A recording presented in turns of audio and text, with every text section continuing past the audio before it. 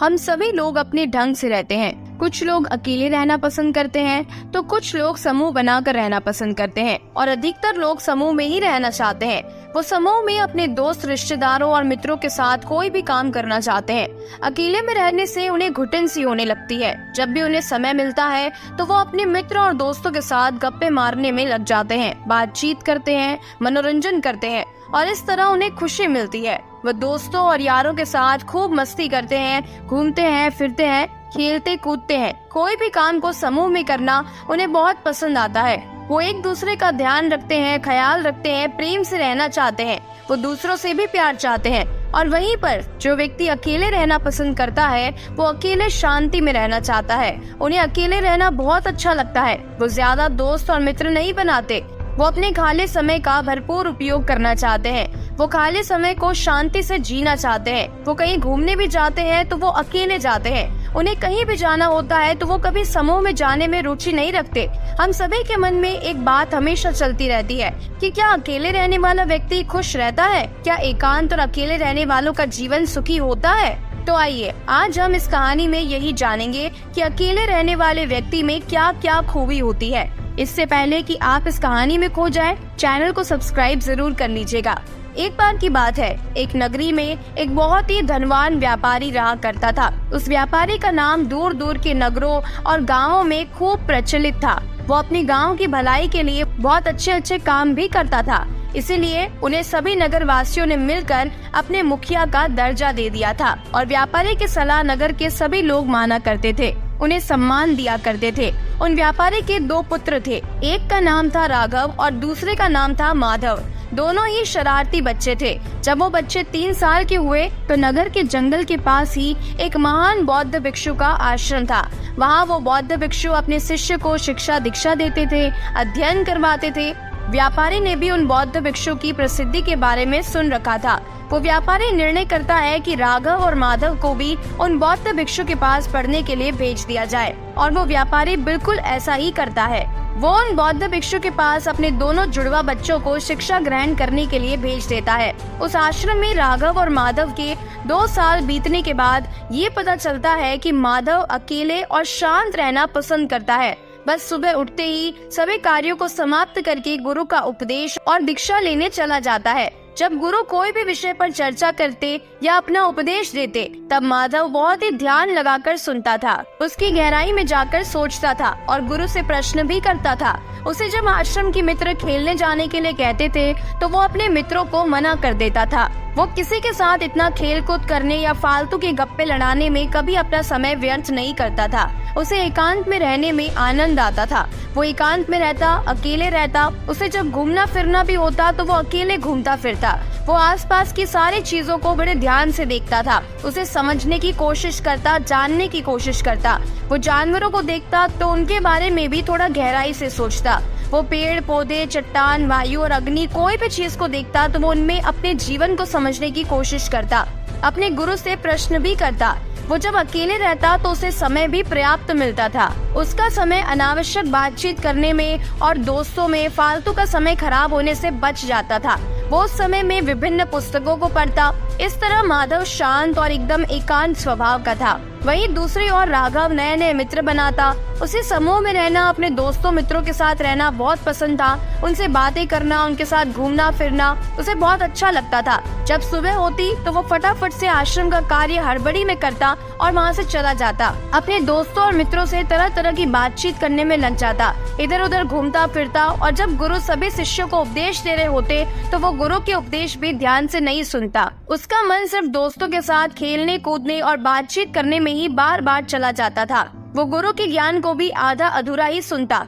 उसके मन में हमेशा यही चलता रहता था कि कब गुरु अपनी सभा स्थगित करेंगे और मैं अपने दोस्तों के साथ, अपने मित्रों के साथ बातचीत करने जाऊंगा, उनके साथ खेलने जाऊंगा, उनके साथ घूमूंगा फिरूंगा, बहुत मजे करूंगा। इस प्रकार राघव को समूह में रहना, दोस्त बनाना, घूमना फिरना, उनसे बातचीत करना, इधर उधर के गप्पे मारना, अपने दोस्तों मित्रों को भी उन चीजों में उलझाना उसे बहुत पसंद था। जब राघव और माधव दोनों की पढ़ाई पूरी हो जाती है तब उनके पिताजी उन्हें वापस अपने घर बुला लेते हैं। घर जाते ही माधव अपने पिता के व्यवसाय में हाथ बटाने लगता है। वो पिता के व्यापार को देखने में लग जाता है, व्यापार को समझने की कोशिश करने लगता है और वहीं राघव नगर में सभी से अपनी जान पहचान और दोस्त परिजन बनाने में लग जाता है। धीरे धीरे अब उनके पिताजी वृद्ध होने लगे थे और अब उनके पिताजी की थोड़ी थोड़ी तबीयत भी खराब होने लगी थी। ऐसा करते करते एक दिन उनके पिताजी बीमार हो गए। अब वो व्यापारी अपने दोनों बेटों को अपने पास बुलाता है और कहता है, बेटा मेरे जाने के बाद अपनी माँ का ध्यान रखना।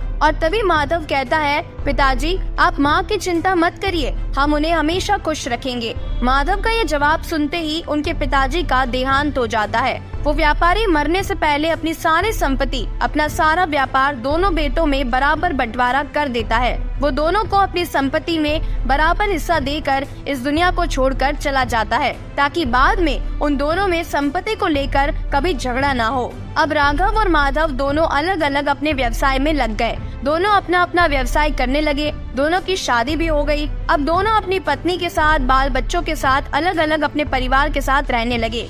दोनों अपने अपने परिवार में, अपने व्यवसाय में ध्यान भी दे रहे थे। जहाँ माधव अपने व्यापार में सारा समय दे रहा था, वो अपने व्यापार को कैसे दुगुना किया जाए, अपने व्यापार में कैसे वृद्धि की जाए, वो इस चीज में अपना समय देता था। अपने समय को व्यर्थ में खर्च नहीं करता था। एकांत में शांत मन से अपने व्यापार को समझता और नए नए कदम उठाता। वो किसी को भी अपना समय फालतू में नहीं देता था, सोच समझकर कोई भी कार्य को करता था। वहीं पर जैसा कि राघव भी अपना खुद का व्यापार करता था और उसकी जान पहचान भी, दोस्त मित्र भी बहुत सारे थे। वो व्यवसाय तो करता था लेकिन बीच बीच में उसका मन दोस्तों और यारों के साथ बातचीत करने में लग जाता था। वो अपने दोस्तों के साथ घूमने फिरने निकल जाता था। वो अपने दोस्तों से बहुत प्यार करता था और उसके दोस्तों को भी कोई काम नहीं था। उसके दोस्त आते और राघव को भी कोई न कोई काम, किसी न किसी बात में उलझा देते। उससे गप्पे लड़ाते रहते, इधर उधर की बातें करते रहते और उसके व्यवसाय के बारे में राघव से पूछते रहते और राघव के साथ मजे करते रहते, जिसके कारण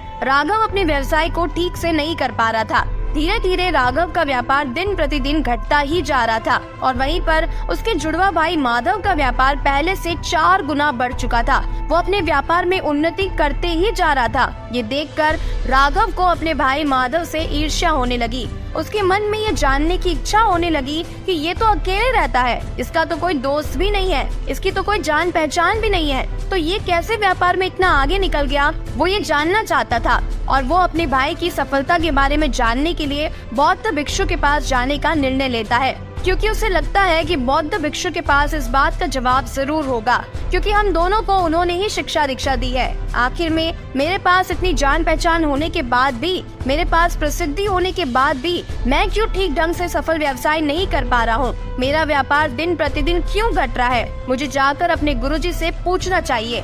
तभी वो अपने गुरुजी के पास जाकर उन्हें प्रणाम करता है और उनसे कहता है, हे गुरुदेव, मैं और मेरे भाई दोनों व्यवसाय करते हैं, लेकिन मेरे व्यापार से मेरे भाई का व्यापार 4 गुना बढ़ गया है। वो दिन प्रतिदिन उन्नति करता ही जा रहा है, जबकि वो तो अकेला रहता है, उसकी जान पहचान भी नहीं है, ना वो किसी से बातचीत ठीक से करता है, वो किसी से इतना परिचित भी नहीं है, फिर भी उसका व्यापार बढ़ता ही जा रहा है। और वहीं पर मेरी जान पहचान बहुत है, मैं अपने नगर में सभी को जानता हूँ, मेरे दोस्त मित्र सगे संबंधी भी बहुत सारे हैं, मेरे पास प्रसिद्धि है, मैं नगरों में प्रसिद्ध हूँ, मेरे पास सब आते रहते हैं, फिर भी मैं क्यों अपने भाई से पीछे रह गया? तभी वो बौद्ध भिक्षु राघव से कहते हैं, बेटा पहली बात तो तुम ये याद रखो कि ये जान पहचान और बातचीत करने से कोई भी कभी सफल नहीं होता, बल्कि उसके लिए तो तुम्हें तुम्हारा दिमाग ही लगाना पड़ता है। माधव में एक खूबी है कि वो अकेला रहता है। जब वो अकेले रहता है तो उसे खुद के बारे में सोचने का, समझने का वक्त मिलता है। वो अपने बारे में भी सोच पाता है, अपने विचारों को पढ़ पाता है, उसे सही गलत के निर्णय लेने की क्षमता एकांत में मिलती है और वो उसे सही तरीके से उपयोग करना जानता है। और दूसरी खूबी, अकेले रहने वाला इंसान फालतू के लोगों से दूर रहता है। हालांकि दुनिया में कुछ लोग अच्छे होते हैं तो वहीं कुछ लोग बुरे होते हैं, और आज के समय में अच्छे लोग कम ही मिलते हैं। सब अपने स्वार्थ के लिए जीते हैं। कोई भी यदि तुमसे संबंध बनाता है तो उसमें उसका कोई स्वार्थ छुपा होता है, और जब कोई तुम्हें मित्र बनाता है तो वो अपनी सलाह तुम्हें देने लगता है और तुम्हें भी उसकी बात कभी न कभी माननी ही पड़ती है, और इस तरह तुम्हें फालतू के रिश्ते भी निभाने पड़ जाते हैं। और वहीं जो अकेले रहता है वो व्यक्ति अपने निर्णय खुद के दम पर ले पाता है। तीसरी खूबी जो तुम्हारे भाई माधव में है कि वो आत्मनिर्भर है, वो अकेले रहना जानता है, इसीलिए वो जल्दी किसी से मदद नहीं मांगता। वो अपनी समस्या का समाधान खुद ही करने की कोशिश करता है। वो अपने कार्य को बखूबी ढंग से करना जानता है ताकि उसे वक्त पड़ने पर किसी की सहायता ना लेनी पड़े। वो अपने कामों में कोई भी कमी नहीं छोड़ता। वो अकेले में समस्या को जानने की कोशिश करता है और उसे उसी से समाधान भी मिल जाता है। जबकि तुम्हें कोई भी समस्या आती है तो तुम अपने दोस्तों और मित्रों को बता देते हो और वो तुम्हें कोई भी राय, अपनी फालतू की राय देने लगते हैं, जबकि उन्हें उस समस्या के बारे में, तुम्हारे व्यवसाय के बारे में जरा सा भी ज्ञान नहीं होता। वो तो व्यर्थ में तुम्हें समझाने लगते हैं, अगर तुम ऐसा करोगे तो तुम्हारी समस्या ठीक हो जाएगी, तुम वो करोगे तो अच्छा होगा, तुम ऐसे करो। इस प्रकार अलग अलग प्रकार के समाधान वो तुम्हें बताने लगते हैं और तुम्हें सोचने समझने का समय भी नहीं मिल पाता, जिसके कारण तुम गलत निर्णय भी ले लेते हो। और वहीं पर तुम्हारा भाई माधव अपनी मन की सुनता है, अपने दिल की सुनता है और निर्णय भी बहुत सोच समझ कर लेता है।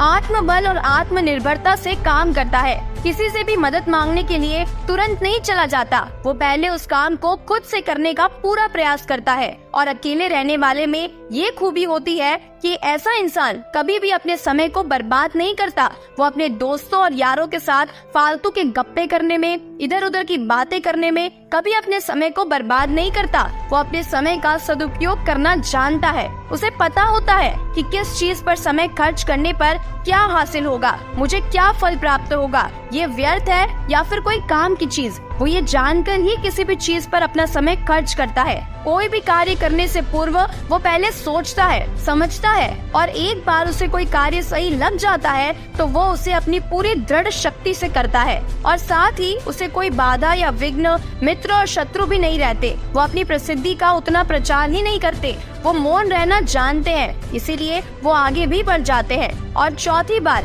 जो व्यक्ति अकेले रहना जानता है वो व्यक्ति कभी भी अपनी खुशियों के लिए बाहर नहीं जाता। वो खुशी पाने के लिए अपने अंदर जाता है। वो अपने मन को नियंत्रित करके रखता है। वो किसी व्यक्ति या वस्तु से अपना नाता नहीं जोड़ना चाहता। वो अपने कार्य पर और अपने आत्मबल पर, खुद पर, अपनी क्षमता पर विश्वास रखता है और उनसे ही खुद को खुश रखता है, अपने मन को शांत रखता है। अकेले रहने वाला व्यक्ति कभी भी सफलता आने पर या कोई भी कामयाबी आने पर, कितनी भी बड़ी उपलब्धि हासिल करने पर ज्यादा उत्तेजित नहीं होता। वो अपने बारे में सभी को बताने नहीं लगता। वो सिर्फ एक छोटी सी मुस्कान देता है और कहता है ये सब आप ही लोगों की वजह से हुआ है। वो क्रेडिट भी दूसरों को देना जानते हैं। इस तरह वो औरों को भी खुश रखना जानते हैं और खुद भी खुद से खुश रहना चाहते हैं, जिसके कारण लोग उनसे बहुत जल्दी प्रभावित हो जाते हैं। इतना कहकर वो बौद्ध भिक्षु कहते हैं, क्या तुमने इन बातों को अपने भाई माधव में नहीं देखा?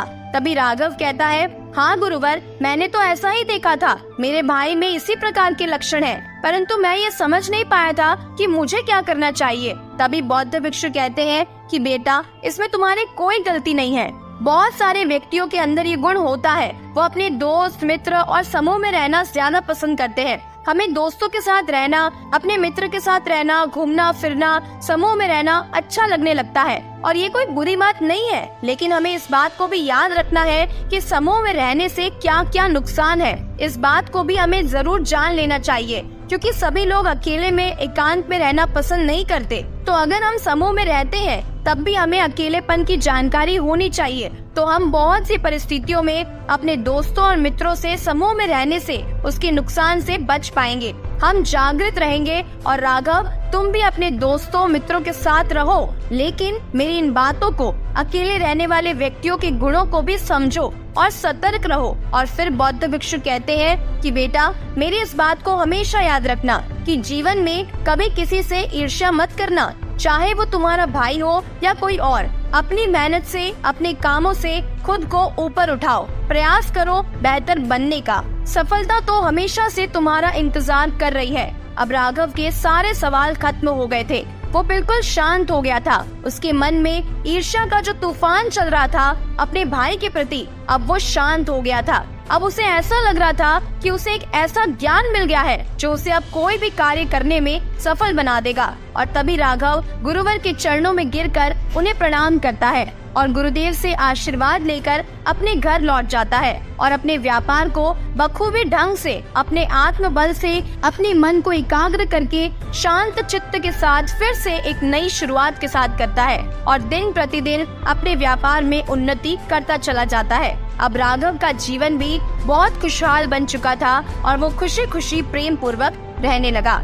उम्मीद है कि आपको ये कहानी जरूर पसंद आई होगी। अगर वीडियो पसंद आया है तो वीडियो को लाइक करके चैनल को सब्सक्राइब जरूर कीजिएगा। मिलते हैं ऐसे ही और भी नई कहानियों के साथ। तब तक के लिए अपना बहुत सारा ख्याल रखिए। वीडियो को पूरा देखने के लिए आपका बहुत बहुत धन्यवाद।